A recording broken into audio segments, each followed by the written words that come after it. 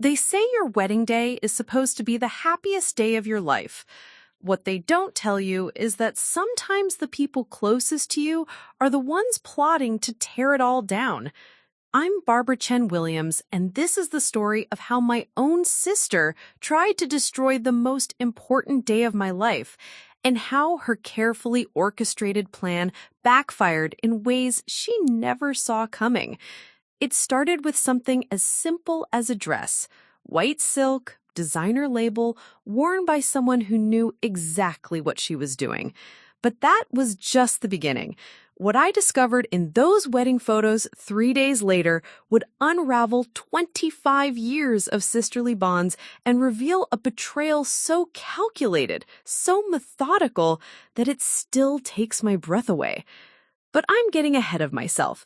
To understand how deep this deception ran, you need to know where it all began, with 2 sisters, 1 dream, and a competition that had been brewing since childhood. Before we jump back in, tell us where you're tuning in from, and if this story touches you, make sure you're subscribed, because tomorrow I've saved something extra special for you. Growing up in suburban Phoenix, Arizona, Rebecca and I were what everyone called Irish twins, born just 11 months apart, though we couldn't have been more different if we'd tried. At 26, I was the younger sister by those 11 months, but I'd always felt like I was racing to catch up to Rebecca in everything that mattered. Rebecca Elizabeth Chen-Williams was everything I thought I wanted to be. At 27, she stood 5'8" with the kind of effortless blonde waves that looked perfect even after a workout. She had our mother's green eyes and our father's confident smile, and she wielded both like weapons in the corporate law firm where she'd made junior partner by age 25. Rebecca didn't just succeed, she dominated every room she entered. I, on the other hand, had inherited our father's more modest height and our mother's darker features. My hair was perpetually frizzy despite expensive treatments, and my brown eyes seemed to disappear behind the thick-rimmed glasses I'd worn since middle school. While Rebecca conquered courtrooms, I spent my days as a pediatric nurse at Phoenix Children's Hospital, coming home exhausted and covered in various bodily fluids that no amount of scrubs could completely protect against. Our parents, Margaret and David Chen-Williams, had always been careful to treat us equally, or so they claimed. But equality becomes a complicated concept when one daughter brings home straight A's and scholarship offers, while the other struggles with dyslexia and settles for community college before transferring to a state school. Mom and Dad never said they were prouder of Rebecca, but they didn't need to. It was written in every family gathering where Rebecca's latest achievement became the centerpiece of conversation. "Did you hear Rebecca just closed the Morrison acquisition?" Dad would beam over Sunday dinner. "The partners are talking about fast-tracking her to senior associate." Meanwhile, my stories about helping a scared 5-year-old through surgery or comforting parents during their worst moments somehow never seemed to carry the same weight. Don't get me wrong, our parents loved me, but there's a difference between being loved and being celebrated, and that difference had shaped every aspect of my relationship with my sister. The dynamic between Rebecca and me was complicated in the way that only sibling relationships can be. We weren't enemies exactly, but we weren't friends either. We were competitors trapped in the same family, bound by shared DNA and childhood memories, yet constantly measuring ourselves against each other in ways that neither of us would ever admit out loud. Rebecca had a way of making everything look effortless. In high school, while I studied for hours to maintain a B average, she'd glance at her textbook during lunch and ace every test. When we both tried out for the school play, she landed the lead while I managed costumes backstage. Even our college experiences followed the same pattern. She graduated summa cum laude from Stanford, while I was grateful just to finish my nursing degree without failing organic chemistry twice. But there was one area where I thought I might finally have an advantage: love. Throughout high school and college, Rebecca dated a rotating cast of impressive men. Future doctors, promising athletes, guys who looked like they stepped out of magazine ads. But her relationships never seemed to last more than a few months. She'd get bored, or they'd get intimidated by her success, or she'd find some fundamental flaw that made them incompatible with her master plan for life. Rebecca approached dating the same way she approached everything else, with a checklist of requirements and zero tolerance for anything less than perfection. I, on the other hand, had always been a romantic. While Rebecca was strategically networking at law school mixers, I was volunteering at animal shelters and community gardens, believing that love would find me when I was busy being the best version of myself. And for a while, it seemed like I was right. I met Jason Michael Torres during my second year of nursing school at a coffee shop near the hospital where I was doing my clinical rotations. He was a resident in emergency medicine, 3 years older than me, with kind eyes behind wire-rimmed glasses and a smile that made me forget whatever I'd been stressed about 2 seconds earlier. Jason wasn't traditionally handsome in the way Rebecca's boyfriends usually were. He was average height, a little soft around the middle, with prematurely thinning hair that he kept cut short. But he had something Rebecca's parade of perfect men had never possessed: genuine kindness. Our first conversation lasted 4 hours.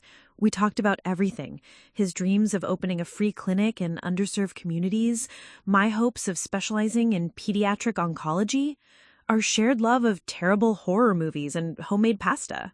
When he walked me into my car that night, I felt something I'd never experienced with any of the few guys I'd dated before: the absolute certainty that I'd found my person.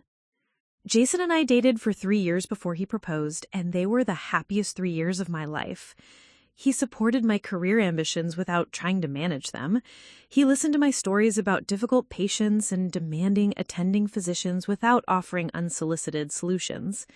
He remembered my favorite Chinese takeout order and never once suggested I should wear contacts instead of glasses.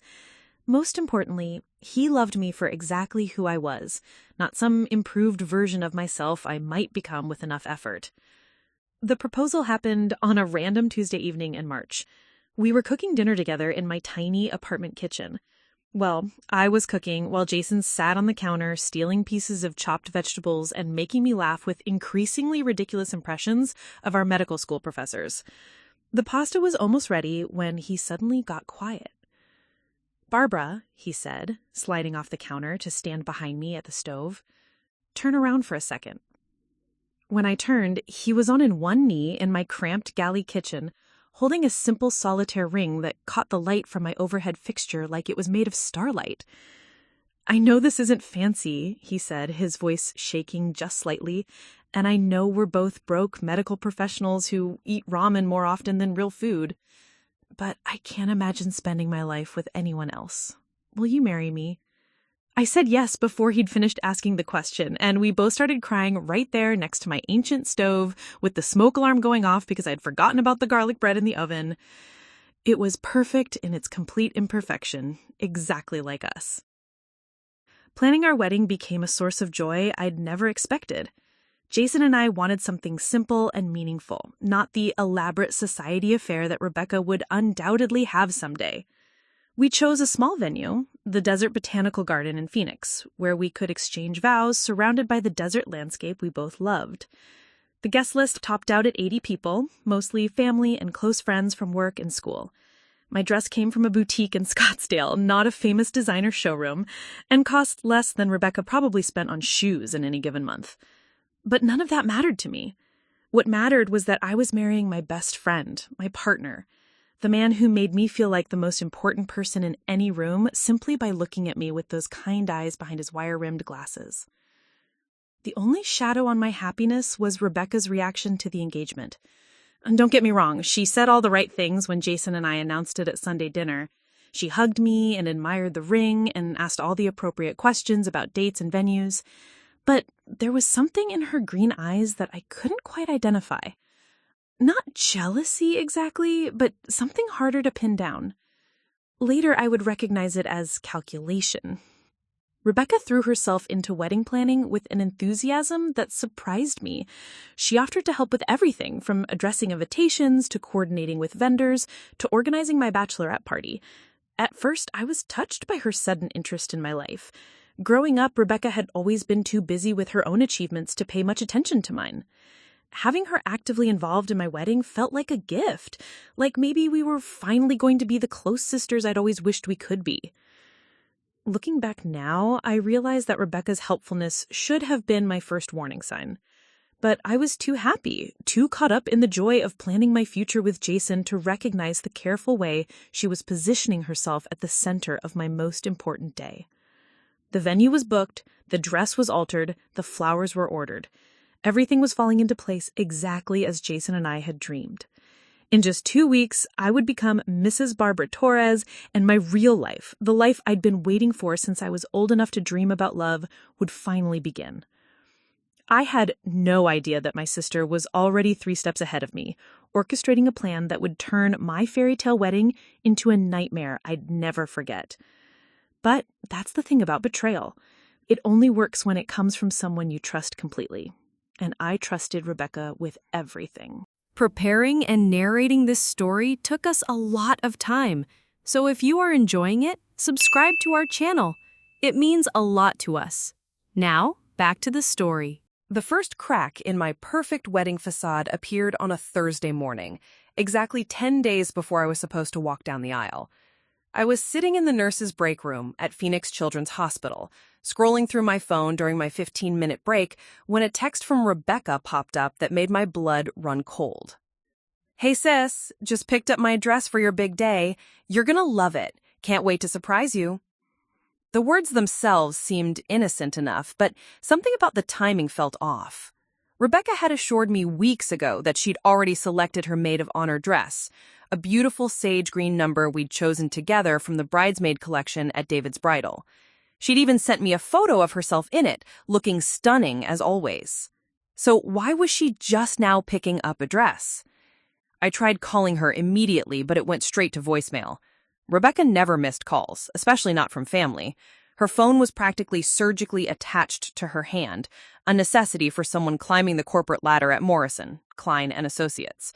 The fact that she wasn't answering sent a small spike of anxiety through my chest. "Everything okay?"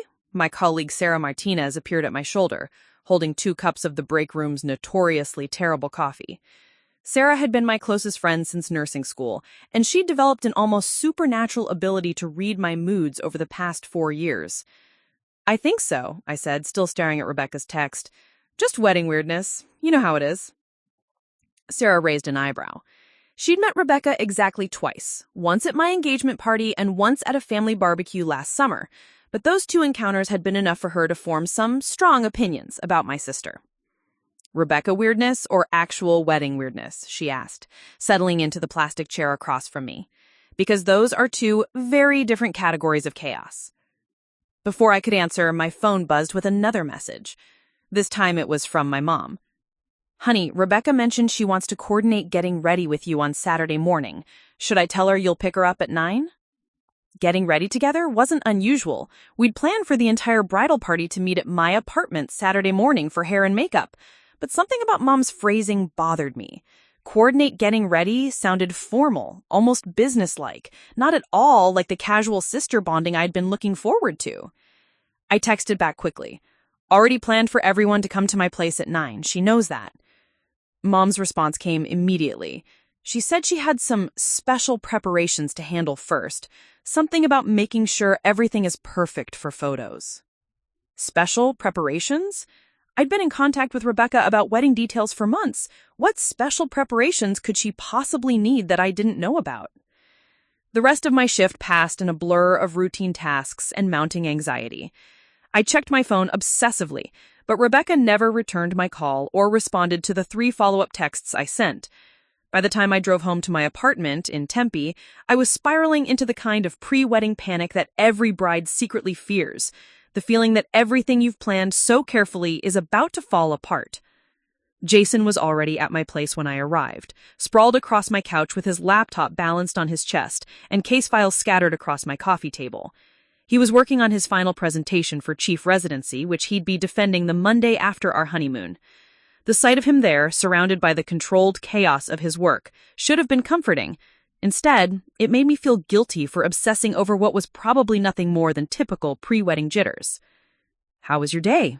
he asked without looking up from his screen, his fingers flying across the keyboard as he made notes on what I assumed was his research methodology section. Fine, I lied, dropping my purse by the door and heading toward the kitchen. Rebecca's being mysterious about something, but it's probably nothing. Jason's typing stopped abruptly. He knew my family dynamics well enough to understand that Rebecca being mysterious was rarely nothing. What kind of mysterious? He asked, closing his laptop and giving me his full attention.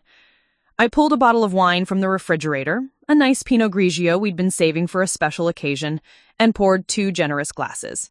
If there was ever a time for day drinking, it was 10 days before my wedding when my sister was acting like she was planning a covert operation. I said she texted me about picking up her dress today. But she already has her dress. We picked it out together 6 weeks ago. Jason accepted his wine with a questioning look.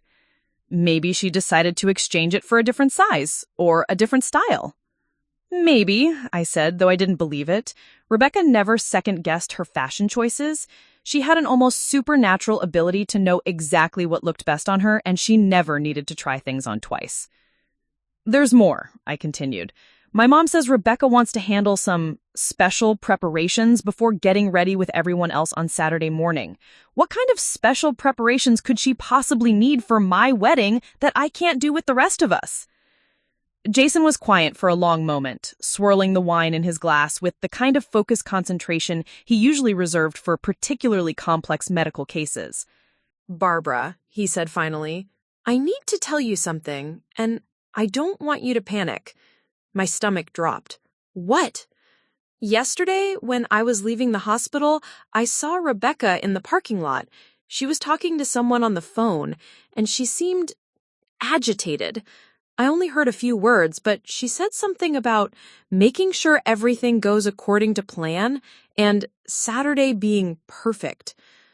That doesn't sound bad, I said, though my voice sounded uncertain even to myself. She's probably just being her usual control freak self about wedding details. Maybe, Jason said, but there was something about the way she was talking, very intense, very secretive. And when she saw me, she hung up immediately and acted like nothing was happening. I felt the wine turn sour in my stomach. Rebecca had never been secretive around Jason.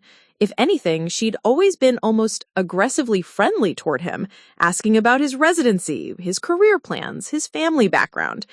At first, I'd been thrilled that my sister approved of my choice in men. Now I was wondering if her interest had been more calculating than supportive. There's something else, I said, pulling out my phone to show Jason the text thread with my mother. Look at how Mom phrased this message about Saturday morning. It sounds like Rebecca specifically told her to arrange separate getting ready time. He read the messages carefully, his brow furrowing deeper with each exchange. This might be nothing, he said finally, but your sister doesn't usually operate in mysterious ways. She's pretty direct about what she wants and when she wants it. He was right. Rebecca's approach to life was systematic and transparent, at least on the surface. She made lists, sent calendar invites, and communicated her expectations with military precision. The fact that she was suddenly being vague and evasive about wedding preparations felt completely out of character. I tried calling her again, straight to voicemail. That night, I barely slept. Every time I closed my eyes, I found myself running through worst-case scenarios. Had Rebecca decided she disapproved of Jason after all? Was she planning some kind of intervention? Had she discovered some terrible secret about him that she was waiting to reveal at the worst possible moment? By Friday morning, I was a mess. I'd called in sick to work, something I almost never did, and spent the day pacing around my apartment like a caged animal. Jason had tried to stay home to keep me company, but I'd insisted he go to the hospital. One of us needed to maintain some semblance of professionalism, and it clearly was not going to be me. Around noon, I decided to drive to Rebecca's office. If she wouldn't answer my calls or texts, I'd force a face-to-face conversation. Morrison, Klein, and Associates occupied the top 3 floors of a gleaming downtown Phoenix high-rise, and Rebecca's office was on the 32nd floor with a view of the entire valley. I'd only been there a handful of times, but the receptionist knew me as Rebecca's sister and usually waved me through without question. Not today. "I'm sorry," the perfectly made-up woman at the front desk said with a smile that didn't reach her eyes. "Miss Chen-Williams is in meetings all day and specifically requested no interruptions." "I'm her sister," I said, as if that magic phrase would change everything. "It's about her family wedding tomorrow." "I understand," the receptionist replied smoothly, but her instructions were very clear. No exceptions. I felt my cheeks burn with embarrassment and frustration. Rebecca had never refused to see me before, even during her busiest court preparation periods. The message was clear. Whatever she was planning, she didn't want to discuss it with me beforehand. I drove home in a state of barely controlled panic, calling my mother, my future mother-in-law, even Sarah from work. Everyone had the same response. Pre-wedding nerves are normal. Rebecca was probably just being her usual perfectionist self.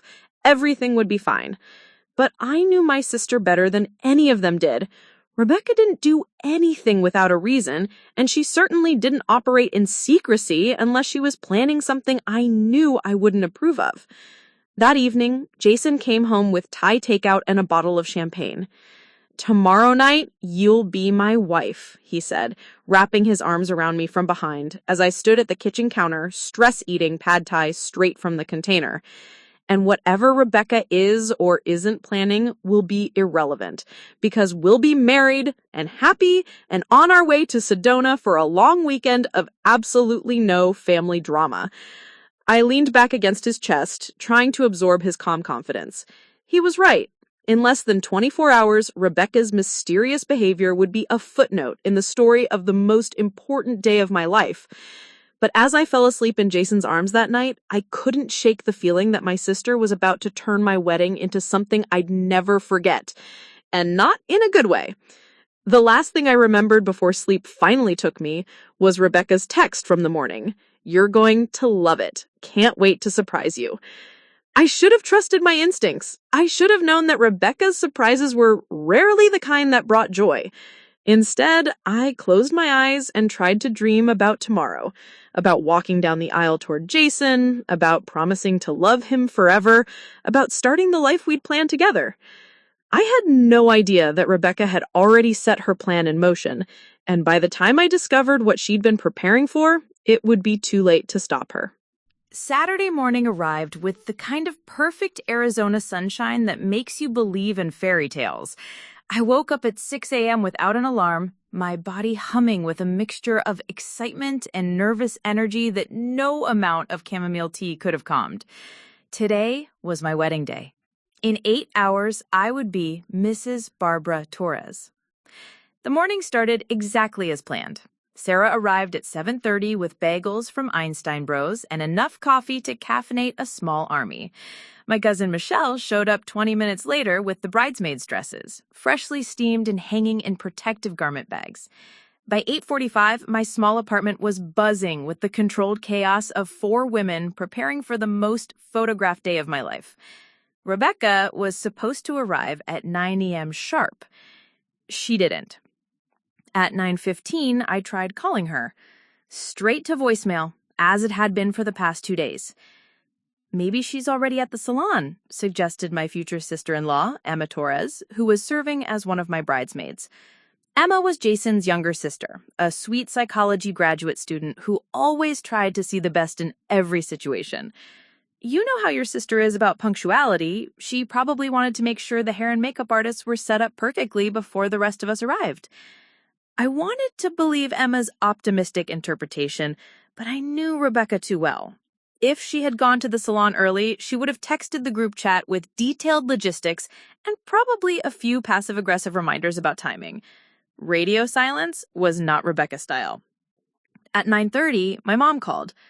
"Honey, Rebecca just texted me. She says she's handling some last-minute preparations and will meet everyone at the venue for photos at 2 p.m. She wants you to go ahead with hair and makeup without her." My stomach dropped. What kind of last-minute preparations? Mom, it's my wedding day. What could possibly be more important than getting ready with the bridal party? "I don't know, sweetheart. She just said it was important and that you'd understand later. You know how your sister gets when she has a project. She becomes laser-focused on every detail. I did know how Rebecca got about projects. What terrified me was that she seemed to consider my wedding day one of her projects, and I was apparently not being consulted about the final execution. Rebecca, who was listening to my side of the conversation while expertly braiding Michelle's hair, caught my eye in the bathroom mirror. "Barbara," she said carefully, "maybe this is for the best. You've been stressed about Rebecca's mysterious behavior all week. Today should be about you and Jason, not about managing your sister's drama." She was right, but it didn't make Rebecca's absence sting any less. I've been picturing this morning for months, all of us laughing and getting pampered together, taking silly selfies, sharing mimosas while professional makeup artists made us look like magazine models. Rebecca was supposed to be there, helping me stay calm, making sure I didn't smudge my lipstick when I inevitably started crying happy tears. Instead, she was off handling mysterious preparations that were apparently more important than being there for her only sister on the most important day of her life. "Fine," I said, injecting as much confidence into my voice as I could manage. "Rebecca can handle whatever crisis she thinks she's solving. The rest of us have a wedding to get ready for." The next 4 hours passed in a blur of hot rollers, false eyelashes, and layers of makeup that felt like artistic armor. Our hair and makeup team, two incredibly talented women named Crystal and Dominique, worked magic on all of us. By 1 p.m., I was staring at myself in the full-length mirror of my bedroom, barely recognizing the goddess looking back at me. My usually unruly brown hair had been transformed into an elegant updo with soft curls framing my face. My makeup was flawless, but natural-looking, enhancing my features without making me look like someone else entirely. The dress... Oh, the dress. Fit like it had been designed specifically for my body. The sweetheart neckline accentuated curves I didn't even know I had, while the flowing A-line skirt made me feel like I was floating rather than walking. "Barbara," Sarah whispered, appearing behind me in the mirror wearing her sage green bridesmaid's dress, "you look absolutely stunning." For the first time in days, I felt genuinely happy. Rebecca's strange behavior had cast a shadow over the entire week. But standing there in my wedding dress, surrounded by women who loved and supported me, I remembered why I was doing this. I was marrying Jason Michael Torres, the kindest man I ever knew. And nothing, not even my sister's mysterious agenda, could diminish that joy. We arrived at the Desert Botanic Garden at 1:45 p.m., 15 minutes ahead of schedule. The venue looked like something out of a fairy tale. The ceremony space was nestled among towering saguaro cacti and desert wildflowers, with white chairs arranged in perfect rows facing a simple wooden arch decorated with eucalyptus and white roses. The reception area featured round tables with cream linens and centerpieces of succulents and candles that would look magical once the sun began to set. Our photographer, Marcus Rivera, was already there setting up his equipment. Marcus had been recommended by 3 different couples from Jason's residency program, and his portfolio was filled with the kind of candid, emotional shots that made you feel like you were experiencing the wedding alongside the couple. "Ladies," Marcus called out as we approached the getting ready suite the venue had provided for the bridal party. "You all look incredible. Barbara, that dress is perfect on you." I felt my cheeks warm with the compliment. Marcus had a way of making everyone feel comfortable and beautiful, which was exactly what I needed for a day when I'd be photographed from every possible angle. "Is the groom's party here yet?" I asked, scanning the parking area for any sign of Jason's groomsmen. "They arrived about 20 minutes ago," Marcus replied. "Jason looks nervous, but happy. Very happy. He keeps checking his watch and grinning like he won the lottery." The image of Jason pacing nervously while his friends tried to calm him down made my heart swell. We'd agreed not to see each other before the ceremony, a traditional touch in our otherwise non-traditional wedding, but knowing he was somewhere nearby, feeling the same mixture of excitement and anticipation, made everything feel more real. "Where should we start with photos?" I asked Marcus. "I'd love to get some shots of you with your bridal party first, then some individual portraits, and then we'll do the big reveal with your parents.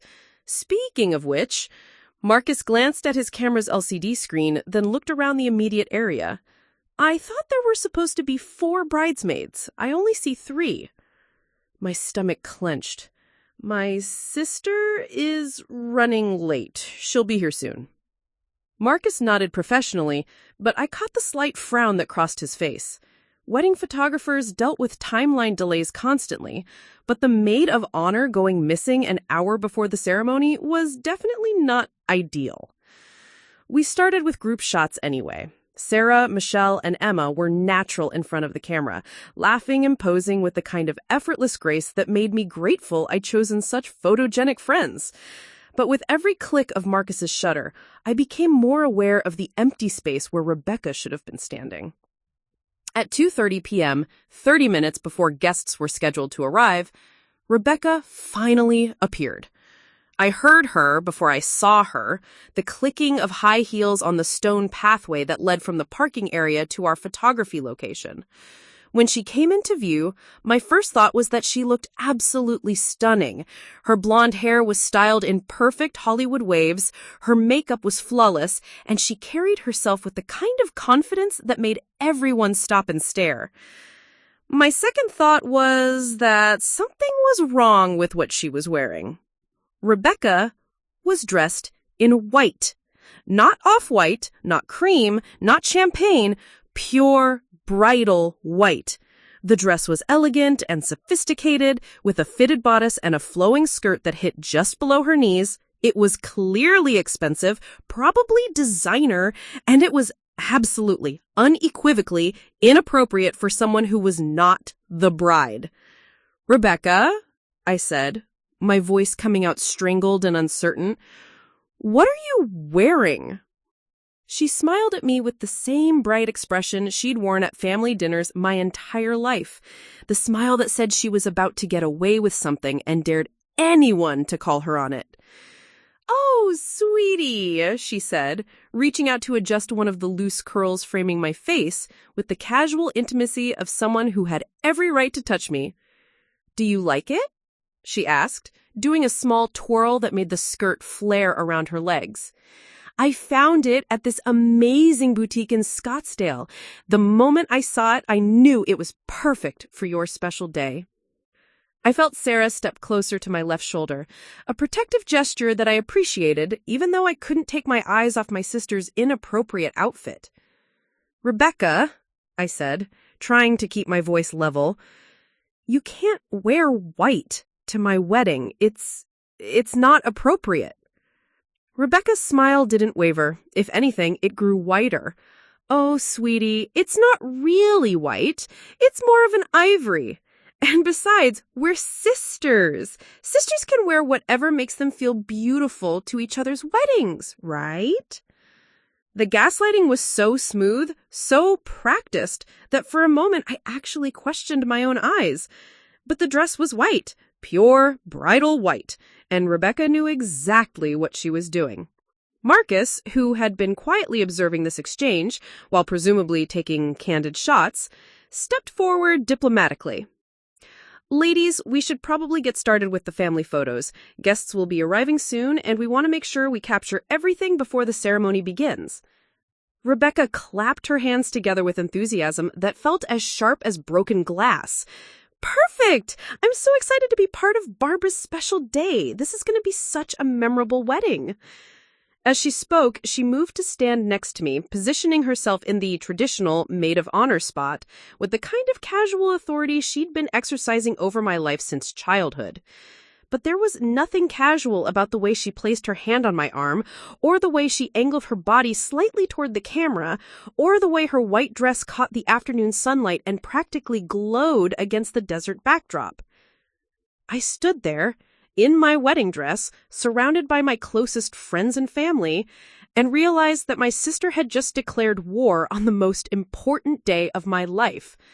The worst part was that she was doing it with a smile, daring me to make a scene, knowing that I would never risk ruining my own wedding by confronting her in front of everyone. But Rebecca had underestimated one thing.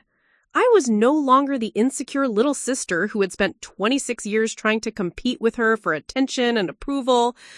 I was about to become Mrs. Jason Torres, and I would not let anyone, not even family, sabotage the beginning of my new life. The war was officially on. The next 30 minutes passed like a fever dream. Despite the shock of Rebecca's white dress, I forced myself to smile through the pre-ceremony photos, maintaining the facade of sisterly harmony while my mind raced through possible responses to her calculated provocation. Marcus continued clicking away, capturing what I prayed would look like genuine family moments rather than the tense psychological warfare actually unfolding in front of his lens. Rebecca, meanwhile, played her role to perfection. She laughed at all the right moments, posed with practiced elegance, and made sure to position herself prominently in every group shot. But I noticed the way she subtly angled her body to catch the best light, how she timed her movements to draw attention during key moments, and most tellingly, how she kept glancing at Marcus's camera display to monitor how the photos were turning out. "Let's get some shots of just the bride and her parents," Marcus suggested, giving me a brief reprieve from pretending everything was normal. As my parents flanked me for family portraits, my mother whispered urgently in my ear, "Barbara, what is your sister thinking? That dress is completely inappropriate." My father, who had been diplomatically silent about the fashion choice, cleared his throat. "Maybe she didn't realize how it would look in photos," he offered weakly, though his tone suggested he didn't believe his own explanation. "She realized," I said through my camera-ready smile. "Trust me, Rebecca always realizes exactly what she's doing." My mother's face tightened with the kind of controlled anger that had terrified Rebecca and me as children. Barbara Chen-Williams was a formidable woman when crossed, and seeing her younger daughter being upstaged on her wedding day had clearly triggered her protective instincts. "I'm going to talk to her," Mom declared, starting to step away from our photo formation. "No," I said firmly, catching her arm. "Not now! I won't let this become a scene that ruins the ceremony. We'll deal with Rebecca later." But even as I said the words, I could see Rebecca orchestrating her next move. She had positioned herself near the guest arrival area, greeting Jason's family and our friends with the kind of gracious charm that made people instantly gravitate toward her. Her white dress, practically luminescent in the desert sunlight, she looked like she was holding court rather than supporting someone else's wedding. I watched in growing horror as Rebecca embraced Jason's parents, Dr. Elena Torres and Miguel Torres, with exaggerated warmth. Elena and Miguel were wonderful people. Miguel owned a successful landscaping business, and Elena was a pediatrician at the same hospital where I worked. But they were also traditional Mexican Catholics who took wedding etiquette very seriously. The sight of the maid of honor wearing white would not sit well with them. "Barbara, sweetheart," Elena said as she approached me after extricating herself from Rebecca's enthusiastic greeting. "You look absolutely radiant. That dress is perfection on you." Elena's tone was warm, but I caught the subtle way her eyes flicked toward Rebecca before returning to me. She was too polite to comment directly on the fashion faux pas, but the message was clear. She'd noticed, and she wasn't pleased. Miguel, who had never been one for subtlety, was more direct. "Mija," he said quietly, using the Spanish term of endearment he'd adopted for me since the engagement. "Is there some tradition I don't understand about the sister wearing white? Because in our family, that would be considered very disrespectful to the bride." Before I could respond, Rebecca materialized at my shoulder with her signature bright smile. "Mr. and Mrs. Torres," she exclaimed, as if she hadn't just spent 10 minutes monopolizing their attention. "I was just telling your other family members how excited I am to officially welcome Jason into our family. He's such a lucky man to be marrying my little sister." The possessive way she said, "my little sister," made my skin crawl, but Rebecca's strategic positioning meant that any response I made would be overheard by the growing crowd of guests. "Rebecca," Elena said with carefully controlled politeness, "that's a very distinctive dress choice for today." Rebecca's laugh was like silver bells, beautiful and completely artificial. "Thank you! I wanted to wear something special to honor Barbara's big day. We've always shared everything, haven't we, Barb? Clothes, friends, important moments. It felt right to wear something that would complement her dress rather than compete with it." The gaslighting was masterful. Rebecca was simultaneously claiming her outfit choice was meant to honor me while making it clear that she considered my wedding to be something we were sharing. Worse, she used my childhood nickname, Barb, which she knew I hated and had specifically asked her to stop using years ago. I felt Sarah materialize at my other shoulder, creating a protective barrier between me and my sister's psychological assault.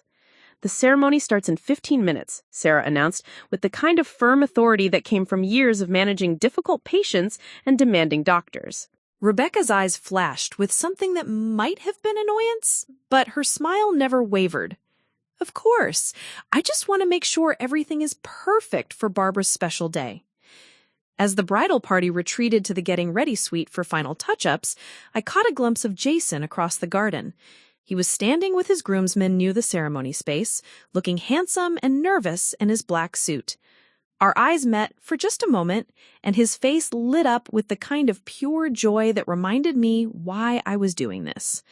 Despite Rebecca's best efforts to hijack my day, I was still about to marry the love of my life. "Barbara," Michelle said urgently as soon as we were out of earshot of the guests, "we need to talk about Rebecca's dress situation. This is getting out of hand." "I know," I said, accepting the lipstick touch-up that Dominique was offering. "But what am I supposed to do? Make her change? Send her home? Create a massive family drama 15 minutes before I walk down the aisle?" "Yes," Sarah said bluntly. "Any of those options would be better than letting her turn your wedding into her personal fashion show." Emma, who had been quietly observing the family dynamics all day, spoke up hesitantly. "Maybe there's a middle ground? What if we could find her a wrap or a jacket to put over the dress? Something to tone down the whiteness." It was a diplomatic suggestion, but I knew Rebecca well enough to predict her response. She would claim the wrap ruined the line of the dress, or that she was too warm, or that she hadn't brought anything that coordinated properly. Rebecca had planned this outfit choice too carefully to be deterred by a simple cover-up. "The thing is," I said slowly, working through my thoughts out loud, "Rebecca wants me to make a scene. She's counting on me either exploding in front of everyone or backing down completely. Either way, she wins. She either gets to play the victim of my bridezilla behavior, or she gets to upstage me without consequences." Sarah nodded grimly. "So, what's the third option?" Before I could answer, my father appeared in the doorway of the suite. His usually calm demeanor was strained, and I could see the muscle in his jaw twitching the way it did when he was trying to control his temper. "Barbara, honey, it's time. The guests are seated, the music is ready, and Jason looks like he might pass out from happiness if we make him wait much longer." I took a last look at myself in the mirror. Despite everything Rebecca had thrown at me, I still looked like a bride. My dress was stunning, my makeup was flawless, and my smile, when I managed to make it genuine, was radiant. "Okay," I said, taking a deep breath. "Let's go get me married." The walk from the suite to the ceremony space felt both endless and instantaneous. My bridal party preceded me down the aisle in their sage green dresses, each one looking beautiful and appropriate for their role. When Rebecca's turn came, I watched from behind the decorative screen that was hiding me from the guests as she practically glided down the aisle in her white dress. The reaction from the crowd was immediate and unmistakable. I could see heads turning, hear the subtle murmur of surprise and disapproval rippling through the assembled guests. Rebecca had achieved exactly what she'd set out to do. She'd made herself the center of attention at someone else's wedding. But then the music changed to the bridal march, and my father offered me his arm, and suddenly none of Rebecca's machinations mattered anymore. Because there, at the end of the aisle, was Jason.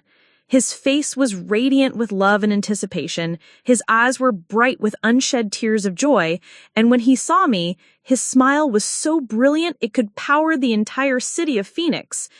I started walking toward my future, toward the man who loved me exactly as I was, toward the life we were going to build together. With each step, Rebecca's white dress became less important, her attention-seeking behavior more irrelevant.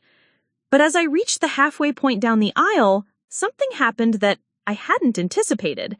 Rebecca, who was standing at the altar in her designated maid of honor position, suddenly stumbled forward, catching herself dramatically against the wedding arch. The movement was perfectly timed to draw every eye away from me just as I reached the most photogenic part of my entrance. Even from a distance, I could see that the stumble was completely manufactured. Rebecca was wearing low, stable heels on level ground, and she had the coordination of someone who'd been dancing since childhood. But to the guests, it looked like the maid of honor had nearly fainted from the emotion of the moment, requiring her to steady herself against the altar. Marcus, our photographer, instinctively swung his camera toward the commotion, capturing Rebecca's moment of weakness instead of my triumphant walk down the aisle. That was the moment I realized this wasn't just about a dress. Rebecca hadn't just chosen to wear white at my wedding. She had orchestrated an entire plan to systematically upstage me at every significant moment of my own ceremony. The dress was just the beginning. The ceremony itself passed in a blur of vows, rings, and stolen glances at Rebecca, who had somehow managed to position herself directly in Marcus's line of sight for every significant moment. When Jason and I kissed as newly married husband and wife, I could see her in my peripheral vision, dabbing at her eyes with a delicate handkerchief as if she were the grieving mother of the bride rather than the maid of honor. But it wasn't until the reception that Rebecca's true masterpiece began to unfold. The cocktail hour should have been a time for Jason and me to bask in the glow of our new marriage while our guests enjoyed drinks and appetizers among the desert gardens. Instead, I found myself watching in growing horror as Rebecca worked the crowd like a seasoned politician, accepting congratulations on my behalf and positioning herself as the co-hostess of an event she'd had no hand in planning. "Barbara, you need to see this," Sarah hissed, appearing at my elbow with her phone in hand. "Rebecca has been posting on Instagram throughout the entire ceremony." My stomach dropped as Sarah showed me Rebecca's Instagram story. The first post, time-stamped during my walk down the aisle, was a selfie of Rebecca in her white dress with the caption, "Supporting my baby sister on her special day, #sisterlove, wedding vibes, champagne mood." The second post showed Rebecca adjusting my veil during our post-ceremony photos, captioned, "Always looking out for each other, #sisters forever, #wedding day, #family first." But it was the third post that made my blood run cold. It was a photo of Rebecca and Jason during the receiving line, with her hand possessively placed on his arm and both of them laughing at something off camera. The caption read, "So grateful for the amazing men who marry into our family. Welcome to the Chen-Williams clan, Jason. #new brother, #family, #blessed day." She's making it look like she's the host welcoming Jason into the family, like this is her event and I'm just there. Sarah's expression was murderous. "Barbara, you have to do something. This has gone way beyond inappropriate sister behavior. She's literally hijacking your wedding on social media." Before I could respond, I noticed a commotion near the bar area. Rebecca was standing in the center of a small crowd, gesturing animatedly while holding a champagne flute. Even from a distance, I could tell she was telling some kind of story that had captured everyone's attention. "What is she doing now?" I muttered, grabbing Jason's hand and pulling him toward the gathering. As we got closer, I could hear Rebecca's voice carrying over the ambient conversation and music. "And that's when little Barbara decided she was going to be a nurse. Even at 8 years old, she was always so determined to help people, even if she couldn't quite reach the top shelf of the medicine cabinet." The group laughed appreciatively, but I felt my cheeks burn with embarrassment. Rebecca was telling the story of the time I'd tried to give our injured cat antibiotics from Dad's prescription bottle, a story that made me sound naive and reckless rather than compassionate and determined. Of course, I had to explain to her that human medicine doesn't work the same way for animals. But that's Barbara for you. Her heart has always been bigger than her head. More laughter from the crowd, this time with an edge that made me want to disappear. Rebecca was systematically undermining me while pretending to celebrate me, turning my wedding reception into a platform for demonstrating her superiority. Jason's grip on my hand tightened, and I could feel the tension radiating from his body. He'd been patient with Rebecca's behavior all day, but watching her humiliate me in front of our guests was clearly pushing him past his breaking point. "Excuse me," Jason said, stepping into the circle with the kind of polite smile that I'd learned to recognize as a warning sign. "Mind if I steal my wife away for a moment? The photographer wants to get some sunset shots before we lose the light." Rebecca's eyes glittered with something that might have been amusement. "Of course, I was just telling everyone about Barbara's early medical aspirations. Remember when she tried to perform surgery on her stuffed animals with Mom's sewing scissors?" The group laughed again, and I felt something inside me crack. These were my friends, my colleagues, Jason's family, people who respected me as a competent medical professional. Rebecca was systematically destroying that image, one charming childhood story at a time. Jason's grip on my hand tightened, and I could feel the tension radiating from his body. He'd been patient with Rebecca's behavior all day, but watching her humiliate me in front of our guests was clearly pushing him past his breaking point.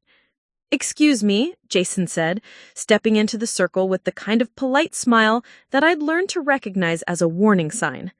"Mind if I steal my wife away for a moment? The photographer wants to get some sunset shots before we lose the light." Rebecca's eyes glittered with something that might have been amusement. "Of course, I was just telling everyone about Barbara's early medical aspirations. Remember when she tried to perform surgery on her stuffed animals with Mom's sewing scissors?" The group laughed again, and I felt something inside me crack. These were my friends, my colleagues, Jason's family, people who respected me as a competent medical professional. Rebecca was systematically destroying that image, one charming childhood story at a time. Jason's grip on my hand tightened, and I could feel the tension radiating from his body.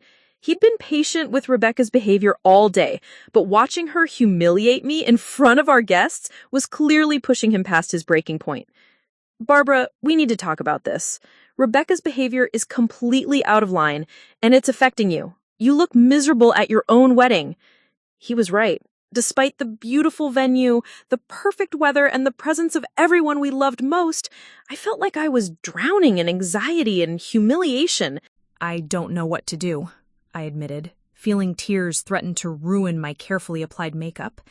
"If I confront her, I look like a jealous bridezilla. If I ignore her, she just gets worse. She's planned this perfectly." Jason was quiet for a moment, and I could see him working through the situation with the same methodical approach he used for complex medical cases. "What if we just left?" he said finally.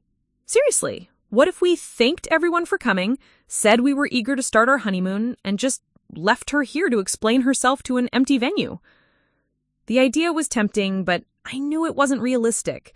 We hadn't cut the cake, done the first dance, or completed any of the traditional reception activities that our families were expecting. Leaving early would create its own drama and give Rebecca even more ammunition for her victim narrative. Before I could respond, I noticed Marcus approaching us with his camera and a concerned expression. "Hey, Barbara, Jason," he said, glancing around to make sure we were out of earshot of other guests. "I need to talk to you about something. It's about the photos." My heart sank. "What about them?" Marcus pulled up his camera's LCD screen and scrolled through the images from the ceremony. "Your sister has been very strategic about her positioning throughout the day. Look at this." He showed us a series of photos from the ceremony. In every single shot where I should have been the focal point, Rebecca had managed to insert herself into the frame. During my entrance, she was visible in the background, her white dress drawing the eye away from me. During the exchange of vows, she was positioned so that she appeared in the same frame as Jason and me.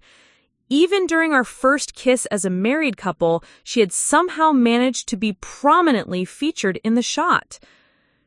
"It's like she knew exactly where I'd be shooting from," Marcus continued, his professional frustration evident.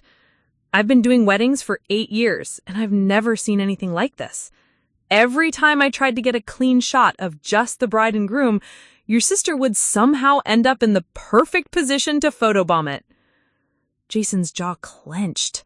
She studied photography in college before she switched to pre-law. She knows exactly what she's doing. The revelation hit me like a physical blow. Rebecca hadn't just decided to wear white and cause some general chaos. She had systematically studied our photographer's likely positions and planned her movements to insert herself into every important moment of our wedding. This wasn't impulsive attention-seeking. It was calculated sabotage. "There's more," Marcus said reluctantly. During the cocktail hour, she approached me about doing a separate photo session. She said she wanted some individual shots to commemorate her role as maid of honor, and she suggested we use the same backdrop where I shot your bridal portraits earlier. I stared at him in disbelief. She wanted to recreate my bridal photos? That's what it sounded like. She even asked if I could use the same lighting setup. I told her we were focused on the bride and groom today, but she was persistent. The pieces were falling into place with horrible clarity. Rebecca hadn't just worn white to my wedding. She had planned an entire alternative narrative where she was the star of the day. The Instagram posts, the attention-seeking stories, the strategic photo positioning, and now the request for her own bridal-style photo session. She was trying to create a parallel version of my wedding day where she was the central figure. "Why?" I whispered, though I'm not sure if I was asking Marcus, Jason, or the universe in general. Why would she do this to me? Jason wrapped his arms around me, and I could feel his anger radiating through his careful control. Because she can't stand that you're happy. Because for once in your life, you have something she doesn't, and she can't handle it. As if summoned by our conversation, Rebecca appeared at Jason's shoulder with her signature bright smile and another champagne flute in her hand. "There you are! I've been looking everywhere for you two. The DJ is ready for your first dance, and everyone's waiting inside." She gestured toward the reception tent, where I could see our guests gathering around the dance floor in anticipation of the traditional newlywed moment. "We'll be right there," Jason said with forced politeness. Rebecca's eyes flicked between the three of us, and I could see her calculating whether she'd missed something important. "Is everything okay? You all look so serious for such a happy day." "Everything's fine," I lied, because what else could I say? That I'd just discovered my own sister had orchestrated an elaborate plan to sabotage my wedding? That she'd been systematically undermining me all day while pretending to support me? "Wonderful!" Rebecca clapped her hands together. "This is going to be such a magical evening. I can't wait to see what other surprises the night has in store." The way she said surprises sent a chill down my spine. If everything we discovered was just the opening act of Rebecca's performance, what did she have planned for the rest of the reception? As we walked toward the tent for our first dance, I realized that my sister's betrayal was far from over. In fact, I had the horrible feeling that the worst was yet to come. The first dance should have been our moment. Jason had chosen At Last by Etta James, a song that perfectly captured how we both felt about finding each other after years of waiting for the right person. As we swayed together under the string lights that had been carefully arranged throughout the reception tent, I tried to lose myself in the music and in Jason's arms. But Rebecca made sure that was impossible. She had positioned herself directly in Marcus's line of sight, swaying slightly to the music with her hands clasped over her heart and an expression of such exaggerated emotion that she looked like she was auditioning for a soap opera. Every few seconds, she would dab at her eyes with her handkerchief, ensuring that anyone watching, including our photographer, would see her overwhelmed by the beauty of the moment. Halfway through the song, she did something that made my blood boil. She pulled out her phone and began filming us. Not from the sidelines like the other guests, but from a position that put her prominently in any wide shots Marcus might be taking. Then she stepped closer to the dance floor, close enough that her white dress would be visible in the frame of our romantic first dance. "She's filming us," I whispered to Jason, trying to maintain my smile while fury built inside my chest.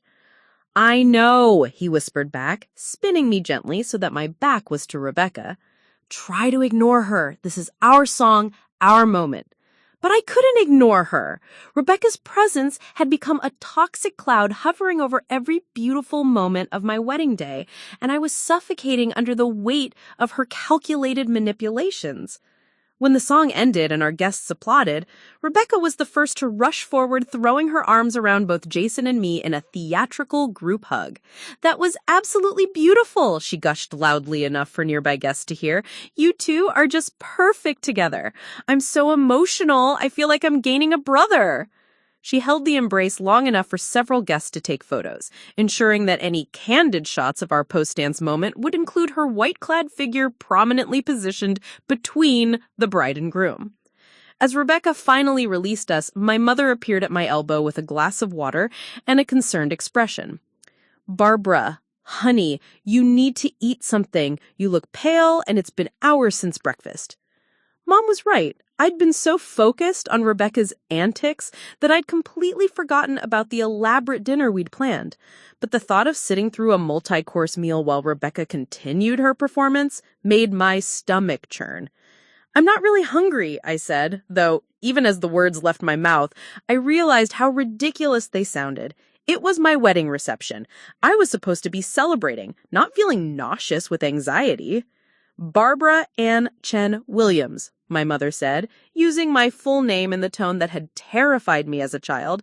"You will sit down, eat your dinner, and enjoy your wedding reception. I did not spend 6 months planning this evening for you to let your sister's behavior ruin it." There was steel in Mom's voice that I hadn't heard since Rebecca and I were teenagers testing boundaries. It suddenly occurred to me that while I'd been focused on Rebecca's attacks on me, I hadn't really considered how her behavior was affecting our parents. "Mom," I said carefully, "what do you mean by Rebecca's behavior?" Margaret Chen-Williams was a woman who had built a successful real estate career by reading people and situations with laser-like accuracy. She was also someone who valued propriety and family harmony above almost everything else. The fact that she was openly acknowledging Rebecca's misconduct meant the situation had progressed far beyond what even she could diplomatically ignore. "Your sister," Mom said with barely controlled anger, "has spent the entire day making a spectacle of herself. The white dress was bad enough, but the constant photo opportunities, the social media posts, the way she's been inserting herself into every conversation, it's mortifying." I felt a surge of validation mixed with relief. I wasn't being oversensitive or paranoid. Rebecca's behavior was objectively inappropriate, and even our diplomat mother had reached her breaking point. "What should I do?" I asked, genuinely seeking guidance from the woman who had been managing Rebecca's dramatic tendencies for 27 years. Mom's expression hardened in a way that reminded me she had built her business empire by backing down from difficult negotiations. "You are going to go enjoy your dinner, and I'm going to have a conversation with your sister about appropriate behavior at family events." Before I could respond, I heard the sound of a spoon tapping against a champagne glass, the universal signal for wedding toasts. My heart sank as I realized what was coming next. We'd planned for 3 speeches: Jason's best man, my maid of honor, and our father's. I'd been dreading Rebecca's toast all week, especially after witnessing her behavior throughout the day. "Ladies and gentlemen," the DJ announced, "please take your seats for dinner and toasts." As we made our way to the head table, I noticed Rebecca conferring quietly with the DJ near his setup. Whatever she was saying to him, it involved a lot of animated gesturing and what looked like specific instructions. The sight made my stomach drop even further. Jason's best man, his college roommate David Martinez, gave the first toast. It was perfect, funny, heartfelt, and focused entirely on Jason and me. David told stories about Jason's terrible cooking attempts in college, his dedication to his patients during residency, and the way his entire face lit up whenever he talked about me. The crowd laughed and applauded, and for a few minutes, I remembered what my wedding was supposed to feel like. Then it was Rebecca's turn. She stood gracefully, her white dress catching the light as she raised her champagne flute. The room fell silent in anticipation, and I held my breath, preparing for whatever public humiliation she had planned. "Good evening, everyone," Rebecca began, her voice carrying easily through the reception tent. "For those who don't know me, I'm Rebecca, Barbara's big sister and maid of honor." She paused, smiling warmly at the assembled guests, as if she were the host welcoming them to her own party. I've had the privilege of watching Barbara grow up from a determined little girl into the incredible woman she is today. And let me tell you, she was always determined, sometimes to her own detriment. A few people chuckled, but I could feel the familiar knot forming in my stomach.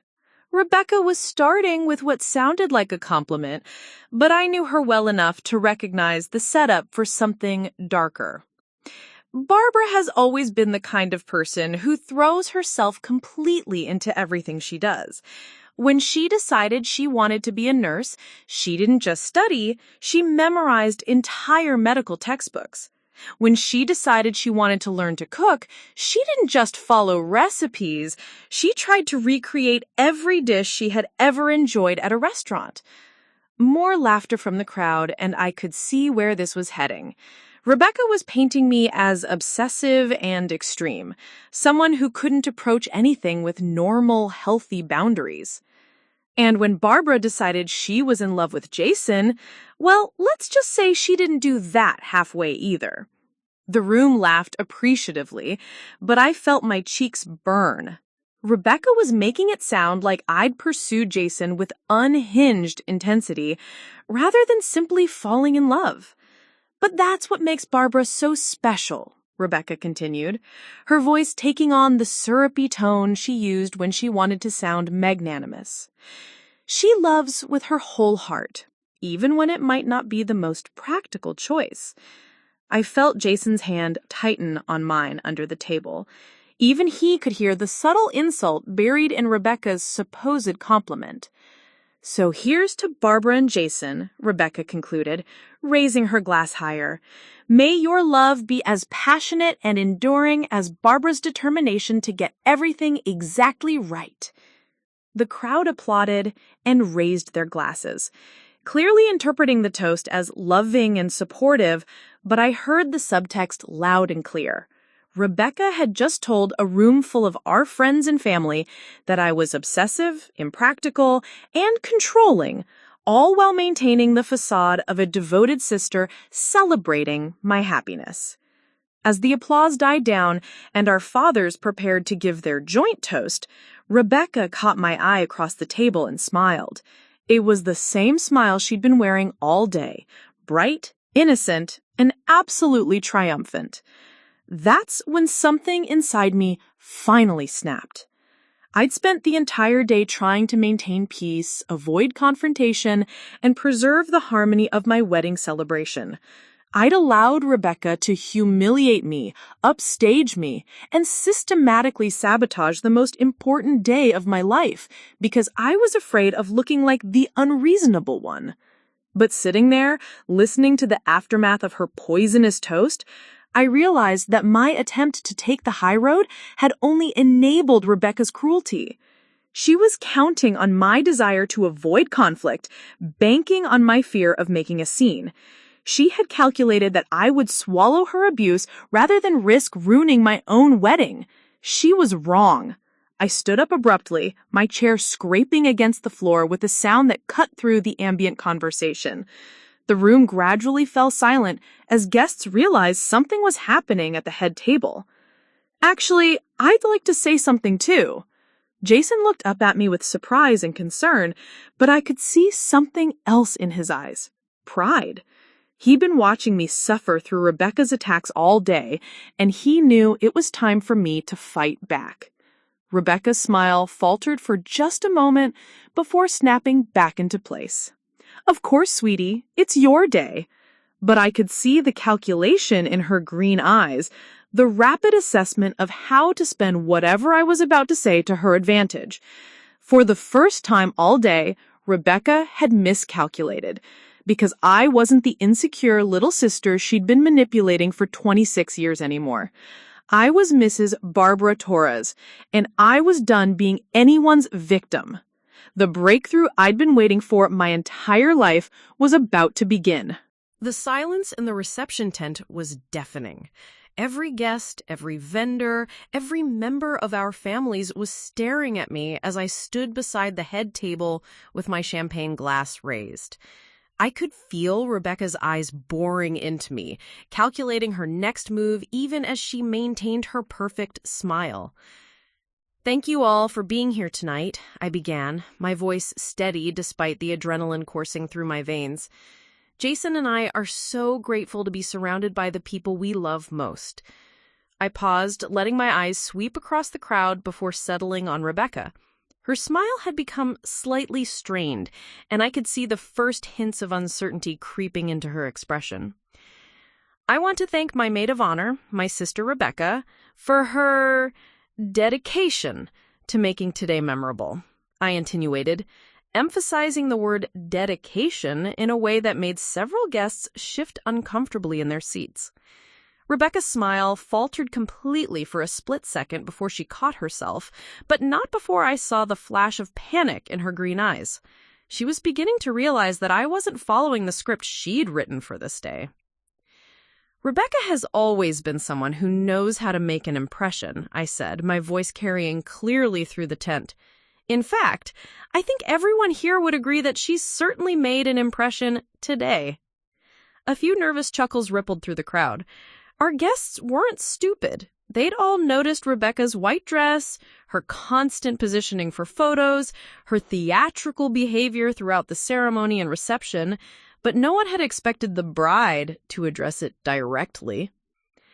But what I really want to talk about tonight is something Rebecca mentioned in her toast. She said that I love with my whole heart, even when it might not be practical. And she's absolutely right. I turned to look directly at Rebecca, who was now gripping her champagne flute so tightly her knuckles were white. Sometimes loving someone means accepting their flaws, overlooking their mistakes, and giving them the benefit of the doubt even when they don't deserve it. Sometimes it means staying silent when you should speak up or smiling when you want to scream. The tent was so quiet I could hear the desert wind rustling through the saguaro cacti outside. Jason reached up and took my free hand, squeezing it in a gesture of support that gave me the courage to continue. "But there comes a time," I said, my voice growing stronger, "when loving someone also means setting boundaries, when it means refusing to enable behavior that hurts you and the people you care about." Rebecca's face had gone pale beneath her perfectly applied makeup. She was trapped. She couldn't interrupt me without confirming every accusation I was making, but she also couldn't defend herself without admitting to the behavior in the first place. "Rebecca, you chose to wear white to my wedding," I said, matter-of-factly, as if I were discussing the weather. "You positioned yourself in every photograph, inserted yourself into every conversation, and turned my wedding reception into your personal performance." Gasps echoed through the crowd. Our guests were finally hearing someone acknowledge what they had all been thinking, but were too polite to say. "You've spent 26 years teaching me that keeping peace was more important than standing up for myself. That being the good sister meant letting you take credit for my achievements, steal my moments, and diminish my happiness." Rebecca's mouth opened as if she was going to interrupt, but no sound came out. For the first time in her life, she was speechless. "But today is my wedding day," I said, my voice rising with conviction. "Today, I married the love of my life in front of everyone who matters to us. And I will not let anyone, not even family, turn that into something ugly. I raised my champagne glass higher, and to my amazement, Jason stood up beside me, followed by Sarah, then Michelle, then Emma. One by one, our guests began rising to their feet in a show of support that took my breath away. So here's to boundaries, I declared, looking directly at Rebecca, who remained seated while everyone else stood around her. Here's to self-respect, to healthy relationships, and to never again confusing enabling with love. The applause that followed was thunderous. Our guests weren't just clapping for the toast. They were applauding my courage to finally stand up to behavior they'd all witnessed but felt powerless to address. Rebecca sat frozen in her chair, her white dress suddenly looking less like a bridal gown and more like a costume from a play no one wanted to watch. When she finally stood, it was with the mechanical movements of someone whose entire worldview had just collapsed. "Barbara, I think you're being incredibly unfair," she said, her voice shaking with barely controlled rage. "I've done nothing but support you today." The lie was so blatant, so absurd given everything that had transpired, that several guests actually laughed out loud.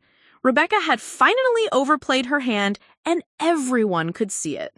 Support? I repeated, my eyebrows raised. Is that what you call posting Instagram stories during my wedding ceremony? Is that what you call asking our photographer to recreate my bridal portraits with you as the subject? More gasps from the crowd. I could see our parents at their table, Mom's face rigid with barely controlled fury, and Dad looking like he wanted to disappear into the desert floor. "I think," Rebecca said, her voice growing sharper as her facade finally cracked, "that you're having some kind of emotional breakdown. Wedding stress can make people paranoid and irrational." It was a classic Rebecca move. When cornered, attack the other person's mental state and credibility. But this time, it backfired spectacularly. "Actually," Marcus interjected, stepping forward with his camera, "I can verify everything Barbara just said. I have documentation of all of it." Rebecca's face went ashen as Marcus pulled up his camera's LCD screen. "Your Instagram posts are time-stamped during key ceremony moments. You did request a separate bridal-style photo session, and you have positioned yourself strategically in every shot I've taken today." The evidence was overwhelming, and Rebecca knew it. But instead of apologizing or backing down, she did something I should have expected. She doubled down. "Fine," she said, her voice now openly hostile. "Maybe I did try to look nice in the photos. Maybe I did want to commemorate my role as maid of honor. Is that really such a crime?" "Wearing white to someone else's wedding isn't about looking nice," Elena Torres said firmly, speaking up from the family table. "It's about disrespecting the bride and the institution of marriage itself." Other guests began murmuring their agreement. Rebecca's behavior had been so egregious that even the most conflict-averse people couldn't stay silent any longer. "And the Instagram posts during the ceremony?" Sarah added, her voice cutting through the tension. "That's not commemoration, that's exploitation." Rebecca looked around the tent, searching for allies and finding none. Every face showed some combination of disapproval, disappointment, or outright disgust at her actions. "This is ridiculous," she said, her voice rising to a near shout. "I'm being attacked for caring about my sister's wedding." "No," I said firmly, "you're being held accountable for hijacking my sister's wedding." That was the moment Rebecca finally snapped completely. The mask of the devoted sister, the supportive maid of honor, the gracious family member, it all fell away to reveal the entitled, narcissistic person underneath. "You know what, Barbara?" she snarled, abandoning all pretense of civility. "Maybe if you weren't so desperate to be the center of attention for once in your pathetic life, you wouldn't be so threatened by someone else looking good in photos." The insult was so vicious, so deliberately cruel, that the entire tent fell silent again. But instead of feeling hurt or diminished, I felt something unexpected. Relief. Rebecca had finally shown everyone exactly who she really was. No more manipulation, no more gaslighting, no more pretending her cruelty was love. She'd revealed her true self in front of every person who mattered to our family. "Thank you," I said calmly, "for finally being honest." Rebecca seemed to realize what she'd done, how completely she'd destroyed her own credibility. She looked around the tent frantically, as if searching for a way to take back her words. I didn't mean," but it was too late. "Yes, you did. You meant every word, and now everyone knows exactly what kind of person you really are." My father stood up slowly from the family table, his face a mask of disappointed authority. "Rebecca," he said in the tone that had ended arguments when we were children, "I think it's time for you to leave." The words hung in the air like a death sentence. David Chen-Williams was not a man who made dramatic pronouncements or took sides in family conflicts. The fact that he was publicly asking his older daughter to leave his younger daughter's wedding spoke volumes about how far Rebecca had crossed the line. "Dad," Rebecca started, but he held up his hand. "You've embarrassed yourself, you've embarrassed your family, and you've tried to ruin your sister's wedding day. Leave now before you make this any worse." Rebecca stood there for a long moment, her white dress wrinkled and her perfect hair slightly disheveled from the emotional confrontation. She looked around the tent one more time, perhaps hoping someone would come to her defense. No one did. Finally, with as much dignity as she could muster, she gathered her purse and walked toward the exit. But she couldn't resist one final parting shot. "Enjoy your little victory, Barbara, but don't think this changes anything between us." "You're right," I called back, my voice steady and clear. "It changes everything." As Rebecca disappeared into the desert night, the tent erupted in applause. Our guests weren't just celebrating her departure, they were celebrating that I'd finally found my voice, finally stood up for myself, finally refused to be anyone's victim. Jason wrapped his arms around me, spitting me around as our friends and family cheered. For the first time all day, I felt like I was actually at my own wedding. The final push had worked. Rebecca was gone, her manipulation exposed, and I was free to enjoy the rest of my wedding celebration without her toxic presence. But as the night wore on and the dancing began, I couldn't shake the feeling that while I'd won this battle, the war with my sister was far from over. The hours following Rebecca's dramatic exit transformed my wedding from a tense psychological battlefield into the joyful celebration Jason and I had always dreamed it would be. Without her toxic presence poisoning every moment, our guests relaxed. The atmosphere lightened, and for the first time all day, I felt like I could actually breathe. The dancing began in earnest as the sun set behind the Sonoran Desert Mountains, painting the sky in brilliant shades of orange and pink. Jason and I were finally able to enjoy our reception, moving freely among our guests without constantly monitoring Rebecca's next move. The relief was so profound that I felt almost dizzy with happiness. "That," Sarah said, appearing at my side with 2 glasses of champagne, "was the most badass thing I've ever seen you do." I accepted the champagne gratefully, realizing I hadn't had a proper drink all day thanks to my anxiety about Rebecca's behavior. I can't believe I actually did it. "I can," Sarah grinned. "You've been building up to that moment for 26 years. Rebecca just finally pushed you past your breaking point." She was right. The confrontation hadn't been about one day of bad behavior. It had been the culmination of a lifetime of manipulation, gaslighting, and psychological abuse that I'd finally found the courage to name and reject. As the evening progressed, something beautiful began to happen. Guest after guest approached Jason and me to share their own stories about dealing with toxic family members, manipulative siblings, or situations where they'd had to choose between keeping peace and standing up for themselves. My public stand against Rebecca had given other people permission to acknowledge their own difficult family dynamics. "You know," my colleague, Dr. Amanda Foster, said as we swayed to a slow song later in the evening, "I've been watching you and Rebecca since you started at the hospital, and I always wondered why you seemed to shrink whenever she was around. Tonight, I finally saw the real you." Her words hit me harder than I expected. "What do you mean?" "You're confident, competent, and strong at work. But whenever Rebecca showed up at hospital events or family gatherings, you'd become this apologetic, smaller version of yourself. It was like watching someone dim their own light." The observation was painfully accurate. I had spent so many years managing Rebecca's reactions, anticipating her criticism, and minimizing my own achievements to avoid triggering her jealousy that I'd forgotten what it felt like to simply exist without that constant vigilance. Around midnight, as the reception began to wind down and our older guests started heading home, my parents approached Jason and me near the dessert table. Mom's eyes were red-rimmed, and Dad looked like he'd aged a decade in the span of a few hours. "Barbara, honey," Mom said, her voice thick with emotion. "Your father and I owe you an apology." I felt my stomach clench. "Mom, you don't." "Yes, we do," Dad interrupted firmly.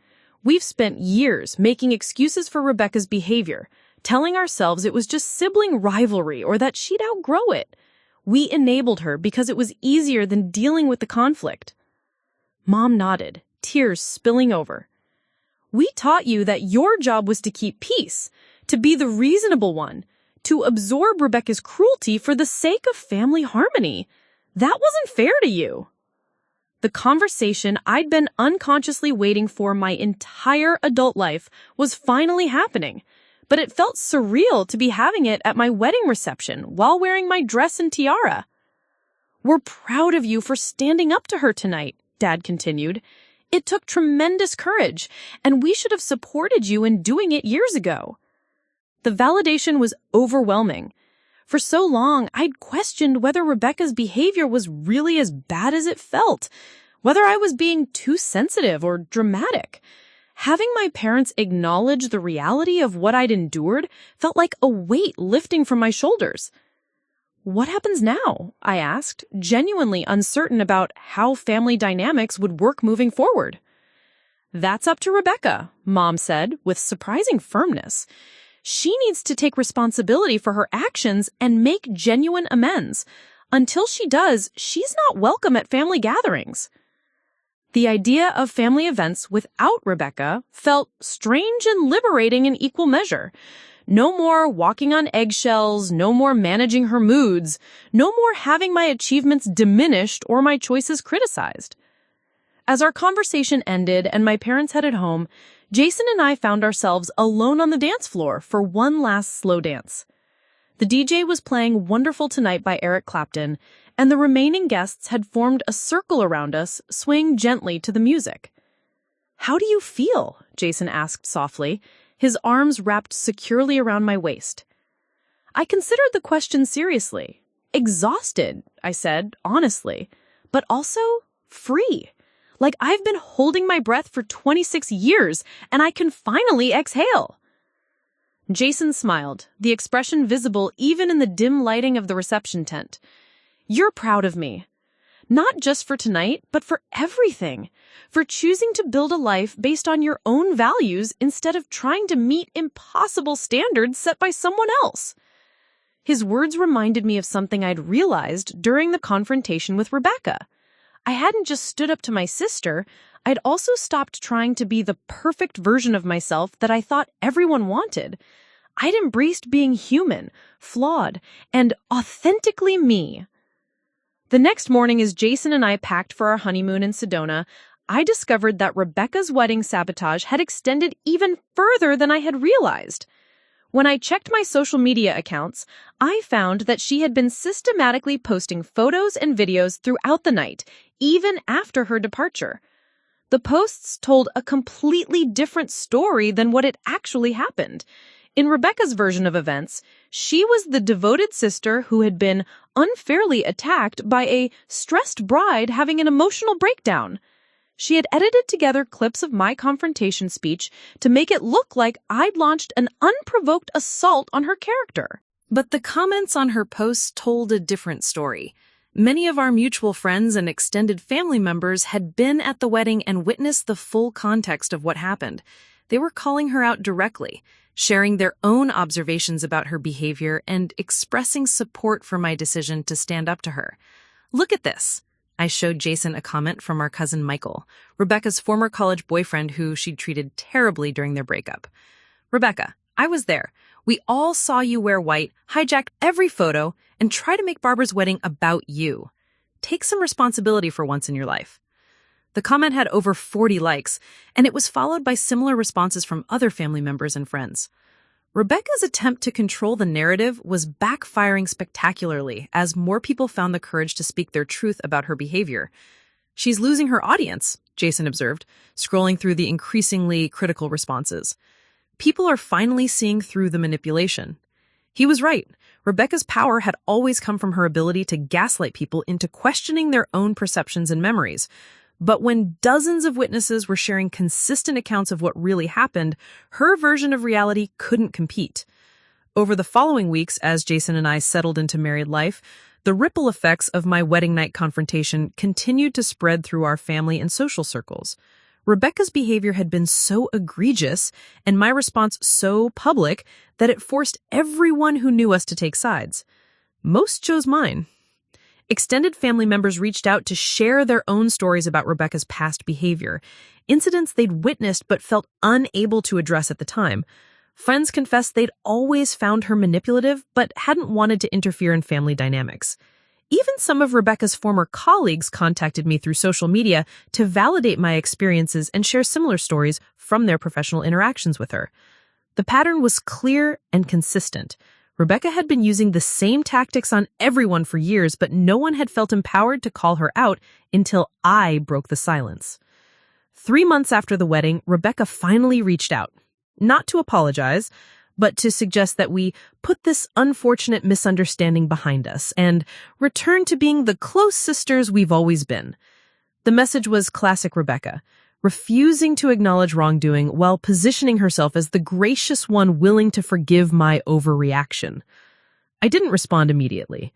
Instead, I showed the message to my therapist, Dr. Patricia Reynolds, whom I'd started seeing to process the complex emotions surrounding my family relationships. "What do you think she wants?" Dr. Reynolds asked. "Access," I said without hesitation. "She wants to get back into my life so she can continue the same patterns, just more carefully." "And what do you want?" The question required real thought. For so long, my relationship with Rebecca had been defined by what she wanted from me rather than what I needed from her. I want a sister who celebrates my successes instead of undermining them. I want someone who supports me during difficult times instead of creating additional stress. I want a relationship based on mutual respect and genuine affection. And do you think Rebecca is capable of that kind of relationship? I considered the question seriously. Rebecca was intelligent, charismatic, and capable of incredible things when she chose to be, but she was also deeply narcissistic, unable to tolerate not being the center of attention, and seemingly incapable of genuine empathy for other people's experiences. "Maybe someday," I said, "but not now. And not without significant work on her part that I don't see any evidence of her being willing to do." I drafted my response carefully with Dr. Reynolds' guidance. "Rebecca, I'm willing to have a relationship with you in the future, but only if you're prepared to take full responsibility for your behavior at my wedding and in our relationship generally. That means acknowledging the hurt you've caused, understanding why your actions were inappropriate, and making concrete changes to how you interact with me and others. Until that happens, I need space to continue healing from years of manipulation and emotional abuse. This isn't about punishment. It's about protecting my mental health and my marriage." I never sent it, because before I could, Rebecca made the decision for me. She posted a long Facebook rant about toxic siblings who cut off family over wedding drama and people who can't handle strong women. The post didn't mention me by name, but everyone who knew us understood exactly who she was talking about. The response was swift and decisive. Family members who had remained neutral began publicly supporting my position. Friends shared their own stories about being cut off by toxic family members and how much healthier their lives had become afterward. Rebecca's attempt to paint herself as the victim backfired completely, and she eventually deleted the post, but not before screenshots had been shared widely. 6 months after my wedding, Jason and I learned I was pregnant. As we shared the news with family and friends, I realized that for the first time in my adult life, I wasn't worried about Rebecca's reaction to my happiness. I wasn't planning strategies to minimize her jealousy or preparing for her attempts to make my pregnancy about her somehow. I was just simply, purely happy. The little girl growing inside me would never know an aunt who undermined her mother's confidence or competed with her for attention. She would grow up in a family structure based on genuine love and support, rather than manipulation and control. "Do you ever miss her?" Jason asked one evening as we sat in our new house painting the nursery a soft yellow. "I miss the sister I thought she could be," I said honestly. "I miss the relationship I always hoped we'd have. But I don't miss the stress, the walking on eggshells, and the constant emotional manipulation." He nodded, understanding. "Do you think she'll ever change?" "I hope so," I said, and I meant it. But that's her journey to take. Mine is learning to build a life based on what I want and value, not what someone else demands from me. As I painted another careful stroke of sunshine yellow on the nursery wall, I thought about the woman I'd become since my wedding day. I was still a nurse, still someone who cared deeply about helping others, but I was also someone who had learned the difference between kindness and enabling, between family loyalty and accepting abuse. I was Mrs. Barbara Torres, mother-to-be, daughter, friend, and professional. I was someone who had found her voice and wasn't afraid to use it. And most importantly, I was free. Rebecca had taught me an invaluable lesson through her cruelty: that blood doesn't excuse bad behavior, that family isn't just about DNA, and that sometimes the most loving thing you can do is refuse to participate in someone else's dysfunction. My wedding day had started as her attempt to destroy my happiness. Instead, it became the day I finally chose myself. That transformation was worth more than any apology she could ever offer. Up next, you've got 2 more standout stories right on your screen. If this one hits the mark, you won't want to pass these up. Just click and check them out. And don't forget to like, subscribe, and turn on the notification bell so you don't miss any upload from us.